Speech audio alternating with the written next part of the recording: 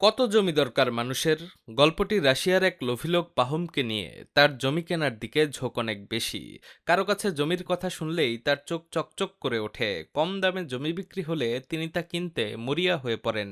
জমির জন্য ছুটে যান এখানে সেখানে। সস্তায় যেখানে জমি পাওয়া যায় সেখানেই পরিবার সহ হাজির হন পাহুম। জীবনযাপন শুরু করেন। এভাবে এক এলাকা থেকে আরেক এলাকায় ঘুরতে ঘুরতে পাহম এমন এক এলাকার সন্ধান পান যেখানকার মানুষ খুবই সহজ সরল, যাদের কাছ থেকে খুবই কম দামে জমি কেনা যায়। তারাও খুব আন্তরিক। পাহম তার পরিবার নিয়ে সেখানেই থাকতে শুরু করেন। সেখানকার উর্বর জমি থেকে তার আয় দিন দিন বাড়তেই থাকে, কিন্তু জমি নিজের করে নেওয়ার যে লোভ, তা থেকে তিনি বেরিয়ে আসতে পারেন না। ক্রমেই তিনি লোভের চক্রে পড়ে যান। আরো জমি তার লাগবে। জমির চিন্তা রাতে তাকে ঘুমাতে দেয় না।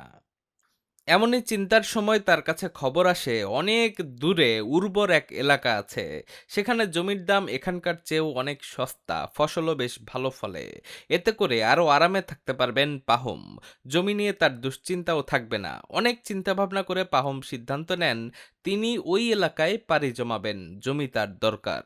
সেখানে গিয়ে কথা হয় ওই কর্তৃপক্ষের সঙ্গে। সেখানে জমির দাম একদিনে মাত্র ১,০০০ রুবল। কিন্তু হিসেবটা বুঝে উঠতে পারে না পাহম। দিনের হিসেবে কিভাবে জমি বিক্রি করা হয় তা তার জানা নেই। তখন তাকে জানানো হয় একদিনে পাহম যতদূর জমি ঘুরে আসতে পারবেন ততদূর জমি তার হবে। এজন্য তাকে দিতে হবে মাত্র ১,০০০ রুবল। তবে যেখান থেকে যাত্রা শুরু করবেন আবার সেখানেই এসে শেষ করতে হবে যাত্রা। আর তা করতে হবে সূর্য ডুবে যাওয়ার আগেই। আনন্দে আত্মহারা হয় পাহুমের মন। এতদিনে তিনি মনের মতো কম দামে জমি পাচ্ছেন। রাতে ঘুমাতে পারেন না। প্রফুল্ল মন শুধু আনন্দ করতে চায়। জমি পাওয়ার সময়ের জন্য তার তর সইছে না। ভোরে তন্দ্রার মতো আসে। সেখানে স্বপ্নে তিনি নিজের মরদেহ নিজের চোখের সামনে দেখতে পান। ভোরকে যান পাহুম, কিন্তু এখন তো এসব ভেবে লাভ নেই। সকাল শুরু হয়ে যাচ্ছে। পাহুম পাহাড়ে থাকা লোকদের কাছে গিয়ে হাজির হন।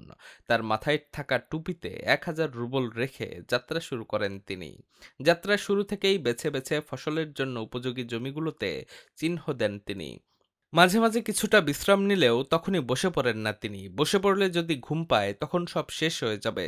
জমির লোভে এগোতেই থাকেন পাহুম। একটার পর একটা জায়গা তার নিজের জন্য চাই, কিন্তু হায়, সূর্য তো অস্ত যাওয়ার প্রস্তুতি নিচ্ছে। এখন তাকে ফিরতেই হবে।